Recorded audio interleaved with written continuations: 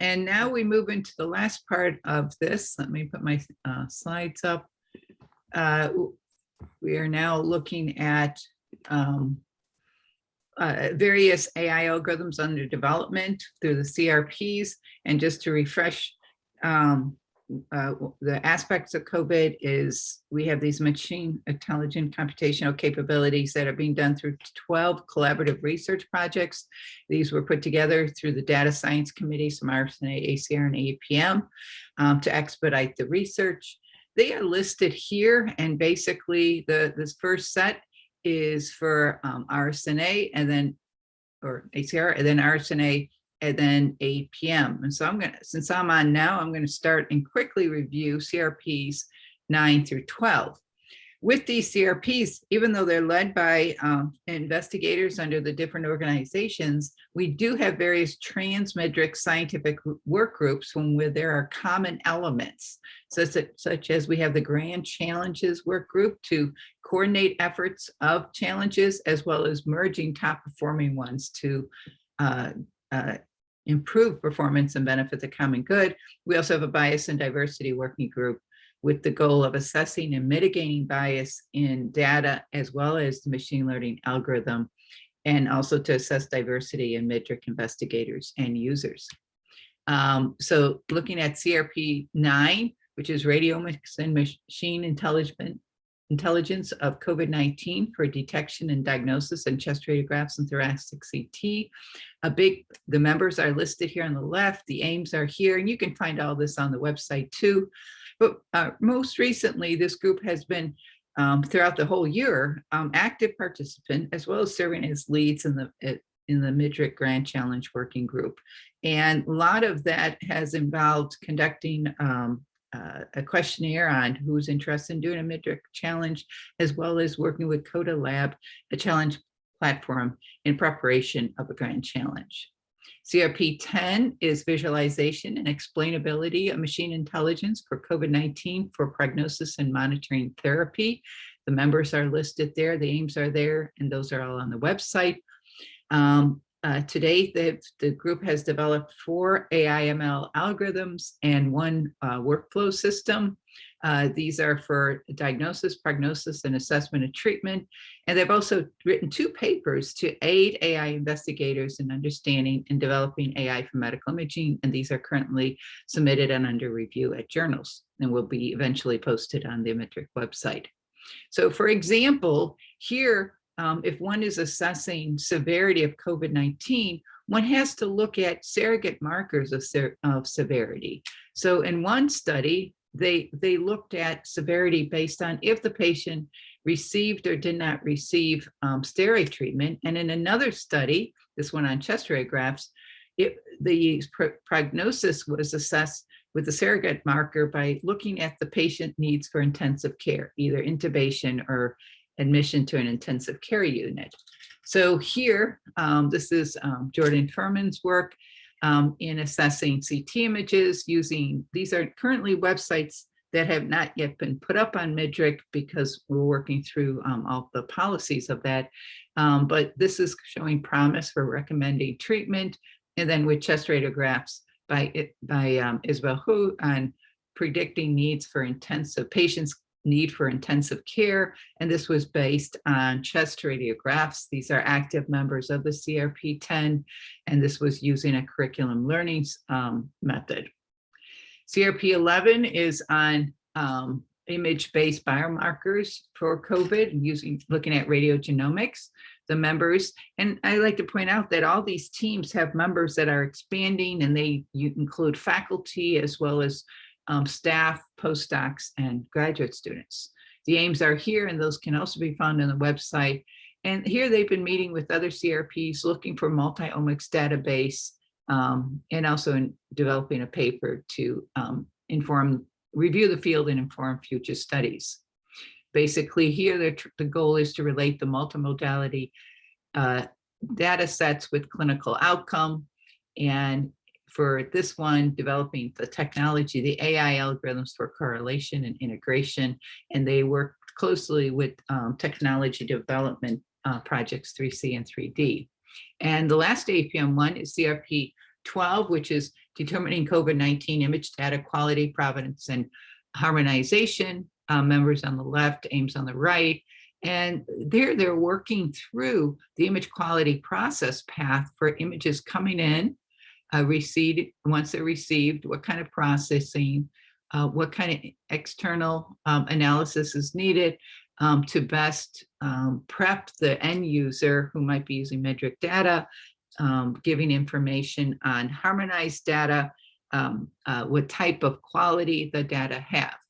So those are the 4 from APM, and now I'm going to pass this, I believe, to Kurt to go over some of them from RSNA.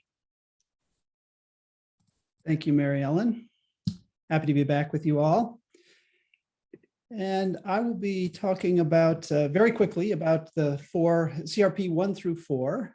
The first is focused on natural language processing of radiology reports for COVID-19, because we think that many submission sites may use this mechanism as a way of identifying patients who have images that may be appropriate to submit. So this was a transformer-based natural language processing model pre-trained on 4 million Stanford radiology reports and fine-tuned on reports from the University of Pennsylvania, and has an F1 score of about 89%. You can see the results there are just identifying whether a report contains evidence of COVID pneumonia. We also, for the same purpose, have developed a de-identification process for radiology reports. So this is, again, a transformer model, a neural network model, pre-trained on a large corpus of reports and then fine-tuned on labeled reports. And it uses what's called hide in plain sight. So instead of putting X's or brackets or something around where PHI has been removed, it actually inserts fake PHI, so that if for some reason a single element of PHI slips through, it's very difficult to detect that that is in fact present.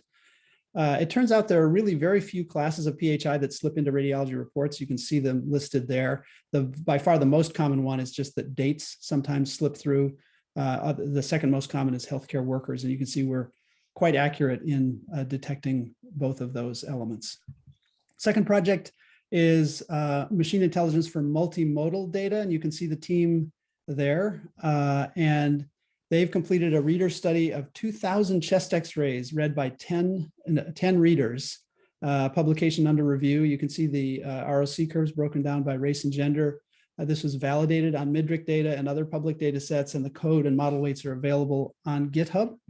And then there's a prediction model that's been accepted to Nature Journal Digital Medicine, coming out soon. Third project is image labeling and annotation, crowdsourced labeling and annotation. And this is really essentially, we've talked a lot about how we need imaging data, but really we need labeled imaging data for most AI research of this kind.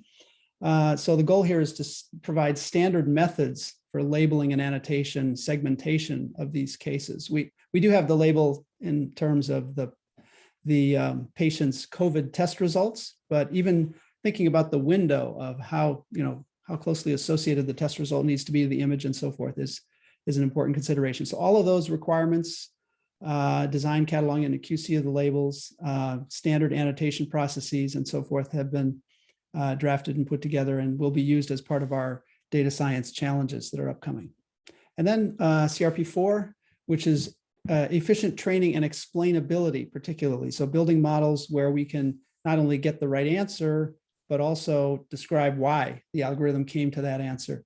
And some nice work done there by Joseph Cohen is developing a generative autoencoder. And you can see on the right here how we can morph an image to show, well, what parts of the image led to the fact that this patient has an enlarged heart, for example. So fascinating method. So at that point, I will stop there. I'd be happy to answer your questions about this presentation or the previous presentations that we've all made in the Q&A session coming up. And at this point, I'll turn it over to Etta Pisano for the description of the remaining CRP projects. Actually, Mike is going to give that. Mike will do that. Sorry, Mike, go ahead. I'm going to be playing Etta Pisano in this session. Can you see my screen? Yes. Yes. Yeah. Okay. So I'm going to go quickly, just in the interest of time, because we have a little time left for Q&A. And we can get into any of these things in more detail there if there's interest, but I just want to give you a quick thumbnail of the different projects. So the first is a data visualization and validation project. So you can see the folks involved in this. And this is really a recognition that as we work on algorithms, the process of understanding and understanding how they performed is a key task. And so there's a combination of evaluation of metrics, but also data visualization tools. So they're working, for example, on things like an interactive confusion matrix. So not only do you see how the model performed, but you can drill into observations and see why, why the model did what it did for certain, certain observations. Or things like looking at performance over time, so you can see where the model did worse and better, so that if some event occurred, such as COVID, for example, if you're looking at pneumonia over the course of time, that you can kind of start to understand, why the model did what it did. So that's an exciting project, and will yield some tools that will be available soon, actually. Okay, next. Next is a project on synthetic data. So one of the challenges, of course, are that they're trying to get at are things like safely sharing data. So how can I take real patients' observations in the Midget collection, for example, and generate synthetic patients? And we do this for a number of reasons. Obviously, one, as I say, is to safely share data if you're getting it directly from a clinical site. But the other are things like filling out the distribution where you have data sparsity and the like. So there's an interesting area of research here that will leverage the Midget collection to further that those scientific goals.